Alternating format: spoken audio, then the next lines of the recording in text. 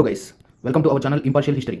మనం ఈరోజు daily article సిరీస్లో భాగంగా ఈరోజు మనం ఆర్టికల్ 3 ఆఫ్ ఇండియన్ కాన్స్టిట్యూషన్ గురించి చెప్పుకుందాం. ఈ ఆర్టికల్ 3 ఆఫ్ ఇండియన్ కాన్స్టిట్యూషన్ ఏం చేస్తుందంటే power of parliament for formation of new states, alternation of areas, boundaries or names.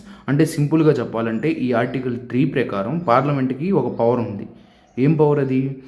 దేశంలో ఏదైనా కొత్త రాష్ట్రాలు తయారు చేయాలన్నా అక్కడ మనం తెలుసుకుంది ఆర్టికల్ 2లో ఎస్టాబ్లిష్మెంట్ అండ్ అడ్మిషన్, అంటే బయట నుంచి తెచ్చుకునేవి. ఇక్కడ మన దాంట్లో నుంచే కొత్త రాష్ట్రాలు తయారు చేయాలన్నా ఏదైనా ఒక రాష్ట్రం యొక్క ఏరియాస్, ఆ బౌండరీస్ అనేది ఆల్టర్ చేయాలన్నా, అంటే మారవాలన్నా, లేదా ఆ రాష్ట్ర పేర్లు కూడా మారవాలన్నా కానీ పార్లమెంట్కి అధికారం ఉంటుందన్నమాట. లైక్ ఎలా మారుస్తుంది, ఎలా చేస్తుంది అనేది ప్రాసెస్ మనం తెలుసుకుందాం అన్నమాట. ఇక్కడ ఫార్మేషన్ ఆఫ్ న్యూ స్టేట్స్లో ఏదైనా ఒక రాష్ట్రం నుంచి దాన్ని విడగొట్టి ఇంకో సపరేట్ రాష్ట్రంగా తయారు చేయొచ్చు, లేదా 4-5 రాష్ట్రాల యొక్క భూభాగాలు తీసుకొని అన్నిటిని కలిపి ఇంకో కొత్త రాష్ట్రంగా తయారు చేయొచ్చు.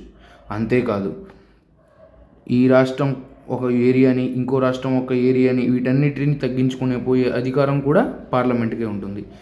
అలానే ఆ రాష్ట్రాల యొక్క సరిహద్దులు, ఇప్పుడు ఈ రాష్ట్రానికి నార్త్లో ఈ ప్లేస్ ఎండ్ అయ్యిద్ది, సౌత్లో ఈ ప్లేస్ ఎండ్ అయ్యిద్ది అంటే ఈ ఏరియా, ఈ బౌండరీస్ కూడా మనం మార్చుకోవచ్చు అనమాట. మనం ఇన్ ద సెన్స్ పార్లమెంట్ మార్చిద్ది. అంతేకాదు పార్లమెంట్కి ఇంకో పవర్ ఏంటి? ఆల్టరింగ్ బౌండరీస్తో పాటు ఆ రాష్ట్రాల యొక్క పేర్లు, నేమ్స్ కూడా మారుస్తుంది అనమాట. ఇది ఆర్టికల్ 3 అనేది పార్లమెంట్కి ఇచ్చిన పవర్. అయితే ఇది పవర్ అనమాట. దీనికి ఏం ప్రాసెస్ ఇన్వాల్వ్ అయిందో కూడా నేను ఇక్కడే చెప్తాను అనమాట.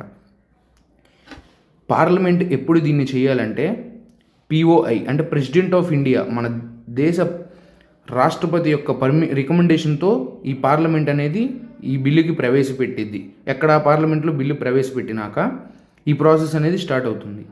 అయితే ఈ పార్లమెంట్ అనేది ఏ రాష్ట్రానికి మార్పులు చేయాలనుకుంటుందో ఆ రాష్ట్రంలో ఉన్న శాసనసభ, లెజిస్లేచర్ అసెంబ్లీకి ఇది ఇన్ఫామ్ చేయాలన్నమాట. ప్రియర్ నోటీస్ లాగా ఇన్ఫామ్ చేయాలి. అక్కడ ఈ బిల్ అనేది రీడింగ్ అయిపోయినాక వాళ్ళు వద్దా కావాలనేది ఒక ఒపీనియన్ ఇస్తారు. ముందే చెప్తున్నాను, ఇది కేవలం ఒపీనియన్ మాత్రమే.